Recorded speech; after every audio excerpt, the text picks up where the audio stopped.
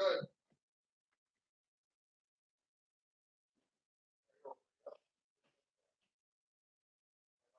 everyone. This is Wally Kern with Supreme Gecko.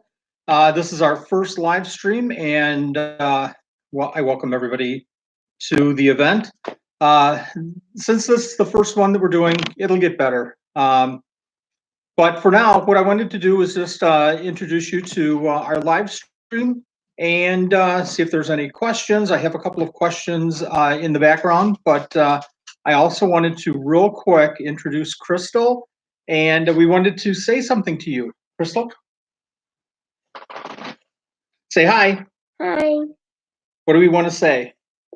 I want to wish everybody a wonderful Happy New Year. Happy New Year. Thanks, Crystal. Do you want to stay here, or do you want to go play for a while? Stay here. Stay here? Okay. So we're going to do a real quick question and answer in just a while. I have my assistant with us, and I'll just ask real quick. It looks like the lights are really bright. Can you turn just a couple of the lights down, and we'll see how that goes. It looks like we have somebody in the lobby. Bear with me here. Again, this will get better. Little Bob. Hi, Little Bob. Thanks for joining us. So one thing I wanted to do is introduce a couple of breeders that we're working with this year. This will be our first time breeding these guys. This is the male, and I hope that this turns out because these are really super cool animals, and they're fired up. But we'll probably, Crystal just backed off a little bit. We'll probably not get a good light on these guys. Oh. Can you run a hard one? So these are our crested geckos. This is the male, and I'm sure this is doing no justice to this animal whatsoever. Is getting the female. Okay, we'll grab the female. This female is absolutely the reddest female I've ever worked with, and I've had the opportunity to work with some unbelievable red females. So we'll see if this works. And again, the light is doing no justice to this animal, but we'll see if we can improve that for our next feed. I hope you can see the brightness of this red crested gecko. Just good on your computer. It did. Thanks. Thanks, Jordan. Okay, we'll see if we get some questions here, and I'll mention a couple of things about this live feed. Again, I'm Wally Kern with Supreme Gecko. This live stream will be going live every first Thursday of the month, and hopefully I'll have a lot of questions for everybody to answer. I keep leopard geckos, crested geckos, and some pretty weird geckos like African, Australian geckos. So I kind of cover the whole gamut of geckos. So feel free to ask any questions that you want. The live video will be handled here in our facility, either upstairs here in my dining room or down in the facility, so I can show off some animals. Let's see if we have some. Yeah, Crystal. We have one like. We have one like. Excellent. Thank you. Thanks for liking us. And again, if you like what we're doing here, if you want to see more, please subscribe and please hit that notification button on YouTube. Thanks. Let's see if we have some questions. So I have a question from Little Bob, and the question is male or female, and that animal that we showed, the two animals that we showed was the male and the female. The male was the red harlequin, very cream color, and again, we'll improve the lighting the next time that you see this so that we can show these animals off. And the very, very, very red animal was the female. Thanks for asking. If you have any other questions, let me know. Some of the things that we're doing right now in the facility, all of the animals are cooling down. Our crested geckos are a little bit cooler. The room is about 70 degrees. So, excuse me, we get eggs once in a while. We feed the diet every 2 days to 3 days because the animals are eating a little bit less. All of the Africans and Australians. All right, thanks, Crystal. All the Africans and Australians are in a non-breeding mode. We get an occasional couple of eggs here or there. Leopard geckos are certainly hibernating or brumating. And we won't see any breeding activity from them until probably around February, March, probably more March-ish. For the crested geckos, the room will start heating up in late February, March, and we should start seeing some activity in March, April, and we should start seeing some eggs in April, May. Let's see if we have any other questions. Okay, we have, this is another somebody attending here. And bear with me with these names. I really apologize. Ridley Reptile, and the question is best communal gecko species. Good question. There's a couple of different animals that are really good communal species.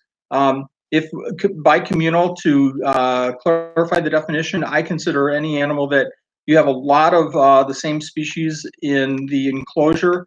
The one animal that comes to mind is mourning geckos. You can have one animal, and they will. 3 people are attending. Thanks, Crystal.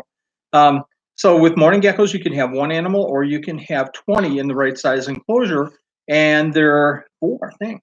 And with those mourning geckos, they'll do fine in a communal setting like that. As far as with other species, or I shouldn't say other species, but other animals like keeping something with fat tails or keeping something with dart frogs, it's really tough, and it really requires a more definition of what the different types of animals that you're keeping.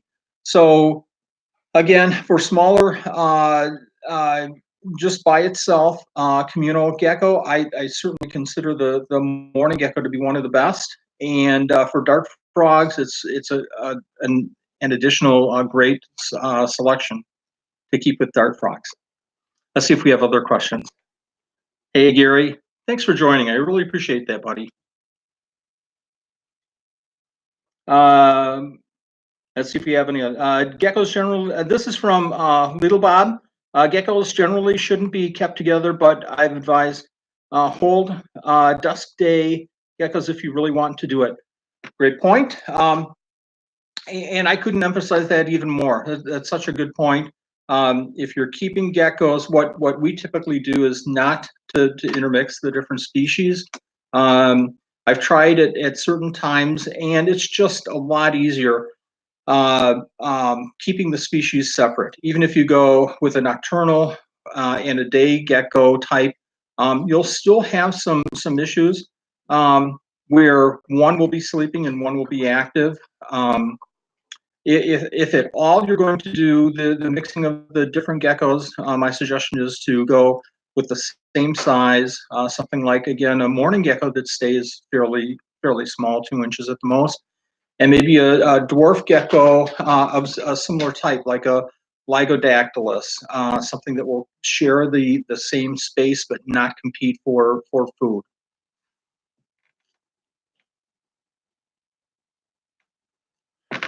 Let me know if anyone has any other gecko questions. Who here is breeding, or I should say, working with different types of geckos? What types of geckos are you working with? Again, this is our first live feed. I know the lighting is just horrendous. I apologize. We'll get that fixed for the next one, and hopefully the sound is adequate. Again, we'll get that fixed for the next session. I just wanted to get something out there, and so that I could wish everybody a wonderful New Year's and start this session off. This is from Little Bob. I hope you start posting more. I'd love to see more of your animals. I hope to show more of our animals. I have certainly a huge passion in keeping geckos, anywhere from, again, crested geckos to leopard geckos. We have some outstanding animals. We're very fortunate to work with some wonderful gargoyle geckos, and I want to show those off more. It's a species that just in the last few years, people are really appreciating. And I want to be able to bring those up and show those off, so people can get more of an appreciation of those. I won't be able to bring some of the stranger animals, the smaller, faster animals, unless we want to see them bouncing all over the walls of the house. And I'm sure everybody would like to see that, but my wife wouldn't. So We'll figure out a way to show off more animals because that's what this is about, sharing gecko information. I want to provide a forum so that we can get some questions and answers to the geckos and get more of an appreciation on some of these animals. Thanks. Let's see if we have other questions. We're probably going to go another few minutes here. I don't want to keep everybody. I know it's probably close to dinner time for everybody. And I don't have a set time yet for this presentation. It's probably going to be a little bit later. I know that again, people are probably just getting off of work. So I wanted to get going here and start the process. So thanks. From Little Bob, no need to apologize. It's your first time. Thanks for understanding. Again, this will get better, I promise. This is from Ribbity Reptiles, Ribbity Reptiles. Love to see a full facility tour. Always fun to see how breeders have things set up with so many animals. What an excellent idea. I'm not going to grab the computer and run down there now. I certainly need to do some cleanup. And I am fascinated with room tours as well. It's cool to see the animals. For me, I've always had a fascination with the setups. Not so much from kind of a full vivarium setup and understanding the whole bioactive process, but for me, it's always been a fascination on how people set their setups up, how they set up the racks, how they set up misting systems, things like that. So I do have a fascination with that, and hopefully I can share some of the things that we've done there downstairs as well with everybody. Part of this whole process also is to do some education. I've been doing the Gecko thing for about 15 years, and hopefully I've done enough bad things and bad experiences that I can share them with everybody so you don't have the same experience, and also share those experiences of how I improved my process and made things better, save time, and hopefully save some money. Thanks for the question. So hopefully in the future we will do a room tour. It won't be one of the next live sessions, but it certainly will be something coming up maybe in the springtime when the animals are a little bit more active. Right now they're all black bears hibernating in the park. So hopefully when they wake up a little bit more, we can get down there and show some off. Thanks. This is from Little Bob. Do you keep anything other than geckos like snakes or breeding or beardies, or are you just a gecko keeper? Right now I'm just a gecko keeper. So the funny thing is, and again, I don't want this to go hours and hours, and I could talk for hours and hours, but I'll share just real quickly. My introduction to reptiles began as a child, and I had a fascination with reptiles right from the beginning, but I got into fish, and I kept tropical fish for a long, long time. I had a business trip out with my work to Los Angeles at one point to visit a fish keeper.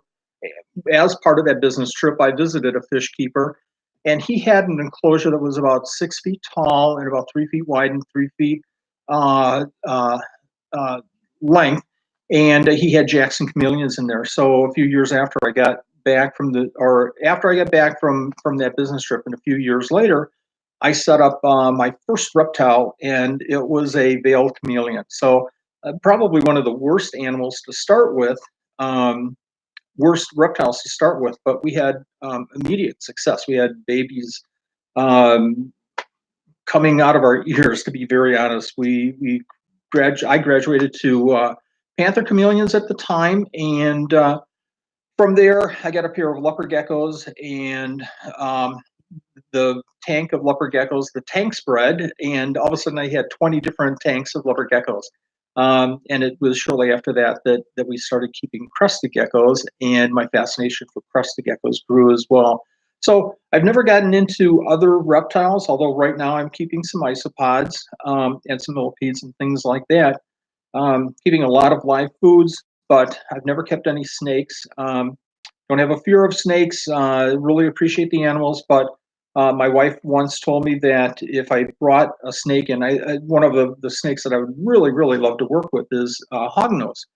But she said if a snake ever came into the house, she would be leaving and she would be taking the credit card. So I think that's a pretty definition that I won't be keeping snakes in the future. Other animals, tarantulas. I have a huge fear of spiders, but somehow I have to work through that, and I'd love to keep tarantulas sometime in the future. Dart frogs, dangerous. My fear is that if I started to keep one pair of dart frogs, eventually a whole room in this house would be devoted to dart frogs. And I know that that would be an obsession that would quickly grow, and just no way for me to stop that. So I don't have any dart frogs. Maybe someday if I can control my obsession a little bit more. Let's see here. Any other questions? Again, if you have questions, leave them in the comments. Excuse me. If you have questions, leave them in the comments, and I'll make sure that I get to each one of them. But I'm going to take one more quick question here, and then we're going to call it a night, and I'll wrap up the session. I, again, really, really appreciate everybody joining in, and wish I could get to the questions or the comments a little bit quicker, and I'll work that through for the next session as well. I appreciate everybody's patience with this session. Bear with me for a second, and let's see if we have any other. Hey, Brandon, how you doing? Thank you for joining. I really appreciate that. As I've mentioned, we'll get better with this live session here. Gecko, have you any hybrid projects? Did you do any hybrid projects, and how do you organize your stuff? Oh, good question. I was researching an RC process actually today, and how to organize and keep records a little bit better. Right now, everything's handwritten down, spreadsheets. I'm a spreadsheet geek. I have spreadsheets for everything, but I wanted to do a little research on QC codes and barcoding, and trying to figure out a better and easier way to manage the animals, and manage the maintenance, and manage the feeding schedules, so on and so forth. Again, in a cleaner, less manual way. So that might be something that I do in the near future. Right now, again, everything is kept manually. I have records of all the breeders and in spreadsheets, but hopefully eventually in the near future, I can automate that and have it more accessible, easily more accessible. Hybrids, I'm not sure what you mean, but I'm thinking I'll go with crested geckos.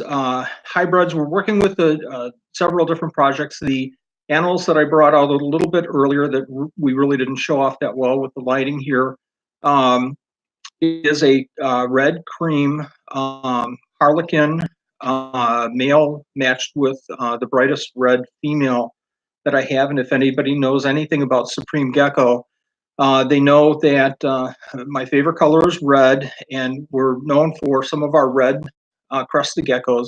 And this is the reddest female I've ever seen in the 15 years that I've been working with animals. Even I would venture to say even redder than our red bull that started our obsession with the red trait in the crested geckos. So very excited about that line this year, and very excited to see hopefully some babies in 2019.